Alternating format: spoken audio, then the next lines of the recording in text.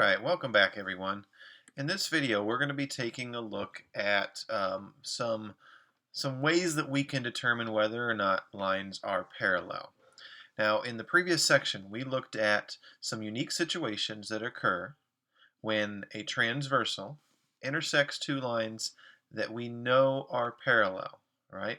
So in everything from this section 3.2, everything in that was starting with two lines that we knew to be parallel, transversal intersecting them, and then some relationships that we discovered with the corresponding angles, the same side interior angles, and the alternate interior angles.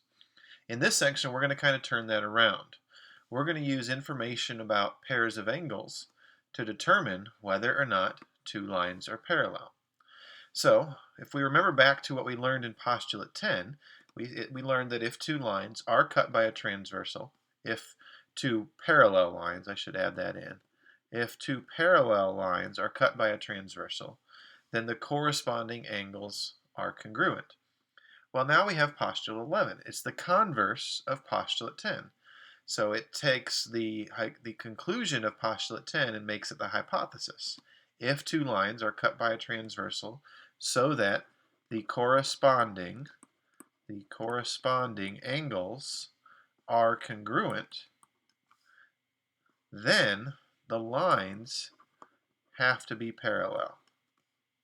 So if the corresponding angles end up being congruent, right? I guess I could put the full word in right there if I wanted to. If the corresponding angles end up being congruent, then that tells us that the lines are parallel. So in this diagram right here, angles 1 and 5 we notice are corresponding angles. They're in corresponding positions when T intersects R and when T intersects S. So if angle 1 ends up being congruent to angle 5, then according to postulate 11, we would know that R would have to be parallel to S. So let's look at a couple examples and see if we can determine in these pictures whether or not the lines JK and NP have to be parallel. So to start with, in example A, we have this 95-degree angle right here, and we have another 95-degree angle right here. And those are in corresponding positions, right? So in this case, we would say yes.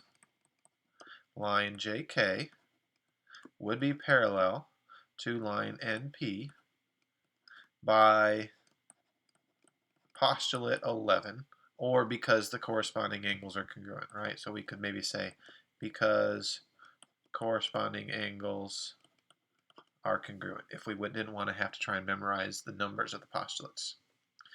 Now if we look at B, initially we look at this and you might think, oh wait a minute, there's no angles that are congruent here. There's a 115 and a 65 right there.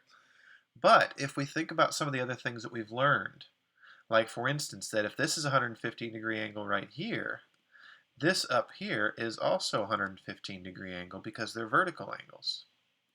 And if this is a 65-degree angle right here, then angle ABN, this guy right here, it would be 180 minus 65, which is 115, right? That right there is going to be 115 degrees. So now you see we have this angle right here and this angle right here that are both 115-degree angles. So yes, JK is parallel to NP because corresponding angles are congruent. Now in part C, all we have to go on here is that this is a right angle. This is a 90-degree angle here, which of course would mean that these other angles are also 90 degrees. But we don't know anything about any of these angles, right? We know nothing about these four angles. It looks like they might all be 90, but we can't assume that they are 90, even though they might look like they are. So in this case, we have to say no. There is not enough info for us to say that these lines would be parallel. So building off of this idea that if corresponding angles are congruent and the lines are parallel, we have theorem 3-5. And this is the converse of the alternate interior angles theorem. The alternate interior angles theorem told us that when the lines were parallel, the alternate interior angles will be congruent. So this one says if the lines are cut by a transversal so that alternate interior angles are congruent, then the lines must be parallel. So you can see it's the converse of what we already learned about alternate interior angles and parallel lines. The theorem that we learned in section 2 was that when the lines are parallel, alternate interior angles are congruent. Now it says if the alternate interior angles are congruent, like angle 3 here and angle 6 right here, then the lines R and S have to be parallel to each other, right? So if alternate interior angles are congruent, then lines are parallel, is basically what this theorem is saying. So in this example, we have a couple diagrams with some angles that are congruent. Let's see if this gives us enough information to say that the lines M and N are parallel. In example A, we have two congruent angles, here and here. And at first we think, okay, well, yes, those are congruent, but they're not alternate interior angles. So would this be a no? Well, we have to think a little deeper, right? If this angle has this particular mark on it, I can put the same mark on this guy right here because they're vertical angles. And the same thing would apply right here.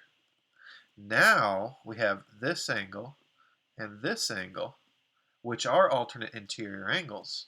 So in this case, yes, M is parallel to N because alternate interior angles end up being congruent, or theorem 3-5. So if you're a number memorizer, you could just remember that theorem 3-5 would be the reason that these two lines are parallel. In part B, we again have some angles that are congruent, but these two angles aren't any of the pairs we learned about. If we wanted to think about some vertical angles, we could say that these are congruent, but still we don't have a pair of alternate interior angles or corresponding angles, right? This angle would correspond with this one. We don't know what this angle's measure is. This angle would correspond to this one. We don't know what its measure is. These two would be alternate interiors, but again, we know something about one of the angles, but we don't know anything about this angle. And the same thing is true here. So in this case, no, not enough info. Maybe these lines are parallel, but we don't know enough to say that for sure they are or they are not. In theorem 3-6, we're going to look at same-side interiors. Now remember, what we know about same-side interior angles is if the lines are parallel, then the same-side interior angles are supplementary. They add up to 180. So the converse would say, if lines are cut by a transversal, so that same-side interior angles are supplementary, then the lines must be parallel. In other words, if same-side interior angles are supplementary, then lines are parallel. In this particular picture here, we have angle 3 and angle 5 that are same-side interiors. They're between the two lines and on the same side of the transversal T. So if the measure of angle 3 plus the measure of angle 5 comes out to equal 180, then R would be parallel to S. So in example 3, we have something slightly different. In example 3, it says find the value of X so that V ends up parallel to W. So what could we put in for this X right here that would make these two lines be parallel? Well, we notice that these two angles are same-side interiors. So if we want the lines to be parallel, we want 3x plus 5 to add up with 100 to make 180. So this would be the equation we set up. A lot of people are going to do this one as they're going to go 3x plus 5 needs to equal 100. But that's not true, right? If these lines are parallel, these don't have to be congruent, which is what this says. They don't have to be congruent. They have to be supplementary, which means they have to add up to 180. So we set up this equation. We can combine some like terms here. 3x plus 105 equals 180. Then we can subtract the 105 from both sides. 3x equals 75. Divide both sides by 3. And we find out that x would have to be 25 if we're going to make these lines parallel, right? Because if x was 25, then this guy would be 3 times 25 plus 5, which is 75 plus 5, which is 80, and 80 and 100 make 180. So x would have to be 25 if these lines are going to be parallel. One last thing we're going to take a look at in this note sheet, and it's a couple more theorems. So I guess two more things that we're going to take a look at real quick. If two lines in the same plane are both perpendicular to the same line, then those two lines have to be parallel to each other.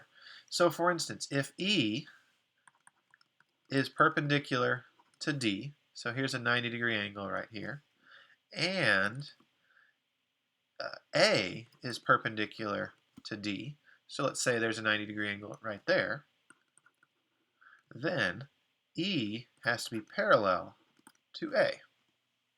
And you can kind of see why that would work, right? If you look at the two angles I marked, those are two corresponding angles that are both 90 degrees, so that idea of corresponding angles being congruent, making lines parallel would apply. But let's say I chose to mark a different, let me erase that mark. Let's say I chose to mark a different pair of angles. Maybe I marked this one as a 90-degree angle and that one. Well, now I have interior or alternate interior angles that are congruent. Or maybe let's say I marked this as a 90-degree angle. Then I would have these two same side interior angles that are supplementary, and that would make the lines parallel. So you can kind of see where this theorem comes from, where if two lines are both perpendicular to the same line, then the lines are parallel to each other. In theorem 3-10, we say if two lines are both parallel to a third line, then the lines are parallel to each other. So in other words, in this picture, let's say A is parallel to F. If A is parallel to F, and let's say F is parallel to G, then, according to theorem 3-11, A has to be parallel to G. So A is parallel to F, but F is parallel to G, makes A parallel to G. That's what theorem 3-10 says. So let's look at example 4. Which segments must be parallel in this diagram below? And you can see we clearly have a couple options that might be parallel. Maybe CD is parallel to GE, or maybe DF is parallel to EH. Let's figure this out. First thing I'm going to do is I'm going to fill in some information in this picture that I'm missing. I am missing this angle right here, and I'm missing this angle right here. Now I can find both of those by taking these two and subtracting from 180 in this case. So 24 plus 36 is 60. 180 minus 60 is 120. So that's 120 degrees here, there. And then I go 22 plus 38, that's 60. 180 minus 60, still 120. So that's 120 right there. Now what I notice then is I have a couple of 120 degree angles that if I view these lines right here, you know what, let me do this with a straight line tool. If I look at this line right here and this line right here, let me do that a little bit better, and this line right here, cut by transversal DE, then I would have corresponding angles congruent. So that would tell me that CD would have to be parallel to GE because corresponding angles are congruent. Is there anything else? Well, let's see, let me use a different color here real quick. Does EH have to be parallel to DF? Well, let's see. If I look at this as a transversal, do I have anything that's congruent that would be kind of, that would indicate that I have some parallel lines? Well, how about these corresponding angles right here? Let's pick a different color. How about that angle and this angle? You see how one of them's 36 and one of them's 38? That's not congruent, right? that indicates that those two lines, since they don't have congruent corresponding angles, they cannot be parallel. So I'm going to write that out. I'm going to say that line DF cannot be parallel. That's the symbol for not parallel. Is definitely not parallel to EH because corresponding angles are not congruent, which would tell me that those cannot be parallel to each other. Okay, so I know there's a little bit more in your note sheet. There's these other couple theorems. I'm going to let you guys use your textbooks to fill out these two theorems. We don't use them a whole lot, but there may be something that you might want to know about. So you can use your textbook to fill out those two theorems. But other than that, I think we're done with this section. Remember, what we learned here is that just like in section 2, where we said if lines were parallel, then we knew some angles would be either congruent or supplementary. We're going to take that information and really take the converse of all that information. And we're going to say, well, if we know that some angles are maybe congruent, or in the case of the same side interior angles, where was that? That was right here. If the same side interior angles are supplementary, then that tells us that we have some parallel lines. All right. So we'll see you next time, and good luck on all the learning.